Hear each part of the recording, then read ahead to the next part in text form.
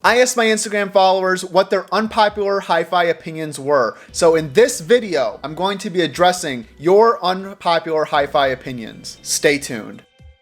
So of course, a lot of these opinions are surrounding cables, some positive of cables and some negative of cables. If you've seen my other videos or follow me on Instagram, you probably know that I'm really not in the cable camp. So do I really want to say cables are snake oil? I mean, I made a video about this, about stop arguing about cables. I'm gonna just leave myself out of this one. But I have seen this opinion a lot when it comes to the cables are snake oil camp, saying that they want 10 gauge or 12 gauge wire in the speaker cables. They want to make sure that it's oxygen free, good quality connectors. But I find it weird that these are the same people who say, well, you can't tell the difference between a clothes hanger and an AudioQuest cable. So I'll agree that, yeah, buy high quality cables that are gonna last you a long time. Buy something that looks good, because I spent all this money to buy good looking speakers, buy good looking equipment, just aesthetically pleasing stuff, and then you connect it with zip cord or a clothes hanger, and that's gonna look terrible. It's gonna distract from the overall quality of the system, whether or not you believe the cable itself makes a difference. Cables require burn-in. And this one's coming from my friend Scotty, so I think he's trying to kind of semi-troll me on this one.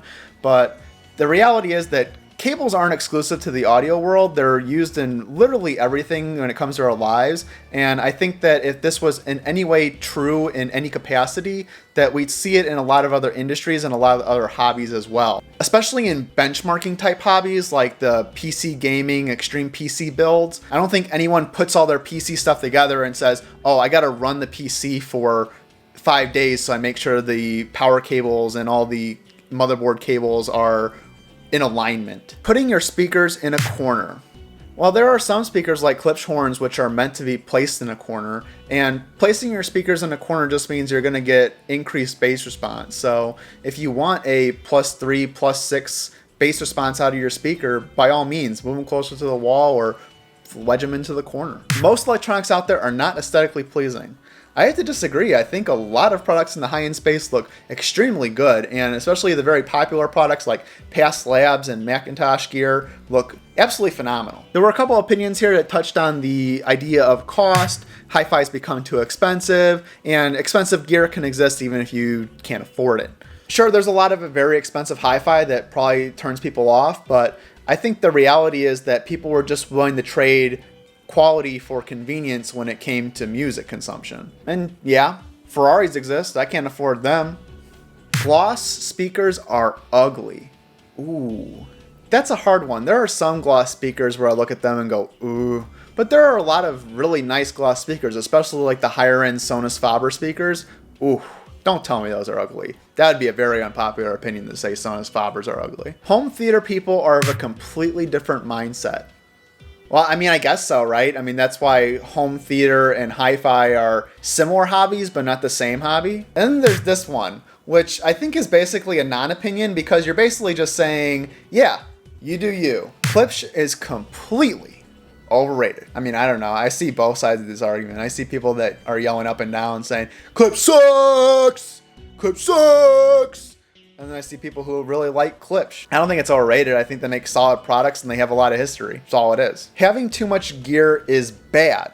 Minimalism is good. But I will say, I have seen some people that have like 14 Macintosh amplifiers in their listening room, and I'm scratching my head going, why do you have so many amplifiers when you only have 2 speakers? Sounds like I've never heard before. This sounds like a good subject for the shit audiophiles say episodes that I do. I agree. I think that when you put a new piece of gear or anything new in your listening room, you're very intensely listening to any differences that gear may change. And when you do that, you're more likely to notice subtle things even if they were always there. Vintage tower speakers shouldn't be paired with a subwoofer.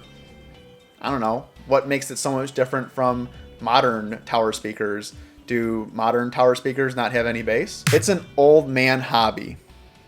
Yeah, I guess so. My wife tells me I'm an old man all the time. Pro speakers are awesome. It's kind of weird. I've never seen anyone do a shootout between pro audio speakers and hi-fi speakers. I'm sure someone's done it, but I just haven't seen it. But I do think that there are a lot of really good pro audio speakers that I think audiophiles would really enjoy. High-end racks are a waste of money. I guess it depends on what you're buying it for. If you're buying it for the look, or you're buying it because it's the only thing that can hold your 570-pound D'Agostino Relentless, then yeah, that's fine. But if you're buying it for the ultimate vibration control, I don't know. I'm not really a believer in the whole vibration and isolation and all that kind of stuff. Then we have two conflicting opinions when it comes to audio reviews.